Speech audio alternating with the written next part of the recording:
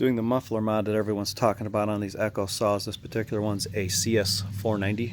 They said it's a really restricted exhaust. I've already performed that. I didn't want to do a whole video on it. It's pretty self-explanatory. Remove those two screws.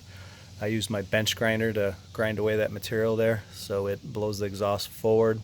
I put the screen back on. The hole's pretty big. I wouldn't want something to get in the exhaust, potentially get into the cylinder and damage it or the piston. So that's done. And I removed the upper cover here.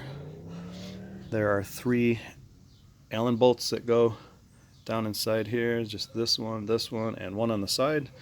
And if you remove the spark plug boot, it'll give you a little more room to remove it. It's kind of tight in there. Alright, so I did that just to get a little more access to the carburetor. Let me turn the saw around here. Already did a little work. Let me see if I can get more light in here. You can see that I already have the plate removed. You can see the little stakes on the edge. They stake it from the factory.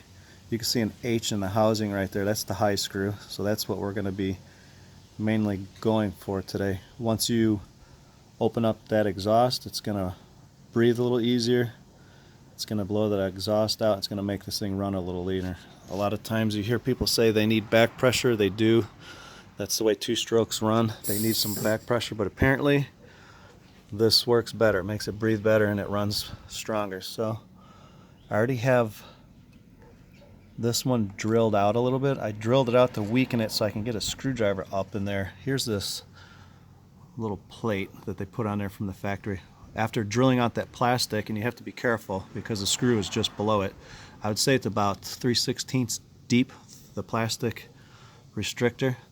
Once I got it drilled, I was able to get up underneath here and pop this up out. We don't need it once you do this mod. It's just there to prevent you from getting in here and removing these easier, so you don't need it.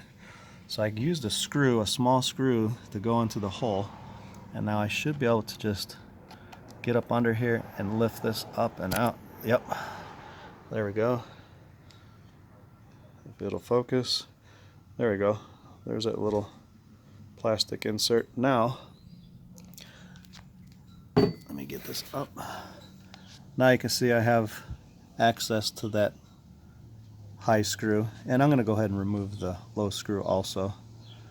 And it's really by ear when you run these things. It's going to lean it out. You're going to want to turn that high screw counterclockwise a bit while you're at high RPM once the motor's warmed up.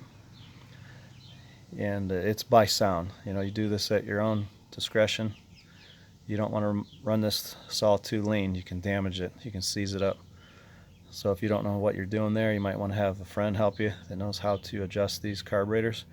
But that's the high screw on the right. You're going to turn that counterclockwise a bit as it's running until you start hearing it run a little clean. Some guys will make them run at high RPM and then just back them off a little bit just to make them richen up just a tad bit. That way you're running safe. So that's how you do it. Hopefully this will help someone out.